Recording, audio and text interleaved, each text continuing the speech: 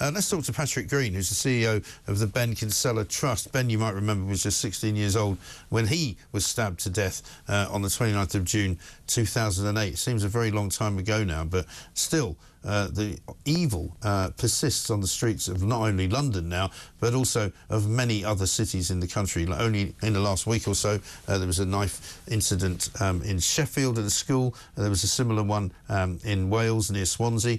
And there are knife crimes committed literally every single day all over Britain. Let's talk to Patrick and see what he thinks we can do to try and curb it. Patrick, very good morning to you. Good morning. Thanks very much for joining us. Daily Telegraph this morning has got a main headline saying the Tories tell police to bring back stop and search, but stop and search has never really gone away, has it? No, it hasn't. It's still a vital police tactic which is used all the time. It is, I think, heavily politicised. We see it, appear regularly, particularly in the media. It is, for the police, it's part of the effective toolkit they've got around knife crime. But it's not the silver bullet that, it's often portrayed as. Sure, it takes knives and those who carry them off our streets, which is vitally important. It does create a deterrent. But it doesn't tackle one of the crucial issues involved in knife crime, which is why people carry knives, particularly young people. Yeah. Getting upstream and educating young people, I would argue, from experience, is far more effective in changing mindsets around carrying knives than stop and search. So I think it's something you do in conjunction with education and early prevention, rather than just focus solely on stop and search. Yes, and presumably it's a sort of an increased problem now, really, as well. We spoke to Sheldon Thomas. I don't know if you're aware of him. He's a former gang member, works for something called Gangs Line. He said a lot of the problem at the moment now, in this day and age certainly, is social media, not just the actual social media itself, but what is posted. A lot of the different kinds of music, drill music in particular, a lot of the fact that it's spread now, not just it's not just in the black community in London, but in lots of parts of the country. It's very much in every community now, where, I mean, even my teenage children going to school in Sussex have told me that there are kids who go to their school that take knives to school with them. Well, I think that's shocking in terms of what your children are telling you, teenage children are telling you about school environments. School environments are generally very, very safe places. But I think it shows how prevalent knife crime is. And I completely agree with what Sheldon has said in relation to social media. And indeed, you read a comment out from, I think it was from Amanda a few moments ago. Yes. He said something similar. Yeah, if I could tell you one thing that's changed in the last 10 to 12 years in relation to knife crime and how the negative side of knife crime is promoted, social media plays a massive part in that. Young people are seeing violent content on their social media feeds which normalises knife crime, desensitised them to knife crime, and even glorifies knife crime. I think as Sheldon has pointed out. Yeah. Media companies have not done anywhere near enough to tackle this problem. We've had to go to legislation to hold our feet to the fire, and even that, I don't think the legislation is strong enough to tackle some of the issues we're seeing. They need to step into space and take responsibility of what's happening on their platform, because we're seeing the results of that on our streets. Right. And what specifically would you do if you were able to get the social media companies to change what they do? What would you say that they need to do?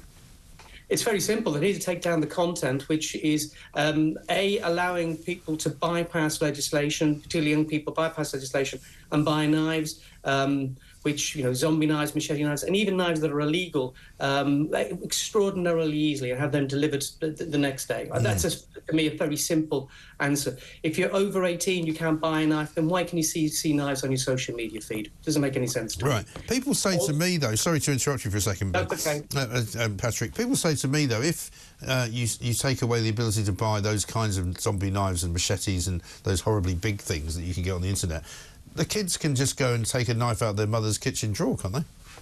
They can. You can in some. You are limiting the supply, so you're limiting the amount of these knives we're seeing on the street. So it has a positive effect. But you're right. If you really want to get back to solving this problem, it goes back to what I said right at the beginning when we talked about stop and search. The knife isn't the problem. It's your decision to carry one which is the problem. Yeah. And that's where education plays a huge part. We can't just ban all knives. We all use knives every day. They're a vital tool in what we do.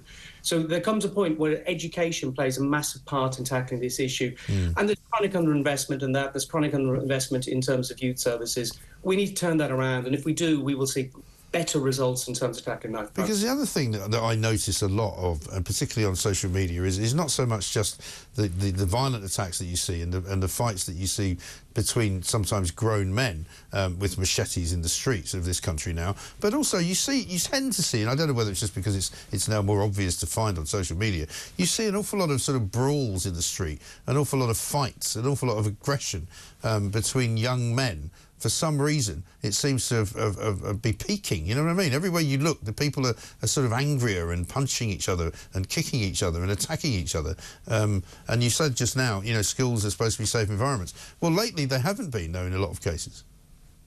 Yeah, I mean, what we see is when knives are carried, violence escalates very quickly and tragic incidents happen. You know, when we have knives on the street, it does fuel violence and makes, you know, obviously the consequences are far more tragic, which is, you know, the compelling reason, if we needed one, to do more to take knives off the streets and educate young people, particularly about the dangers of carrying knives. Yeah. I mean, is there anything towards punishment for carrying knives that you would favour, to maybe frighten people more into not carrying them? Well, we have very strong legislation. We obviously need to keep that under review, thus the banning of machetes and zombie knives, which the government are pushing through at the moment. The challenge is not necessarily the legislation, but when cases come to court, the court system is very inefficient. In fact, you could almost argue it's broken in terms of the amount of time it takes for a court case to come in front of a judge. This means that victims are waiting extraordinary amount of time for their case to be heard, which would help, you know, invariably they lose confidence in the system and often become less willing to stand in as witnesses.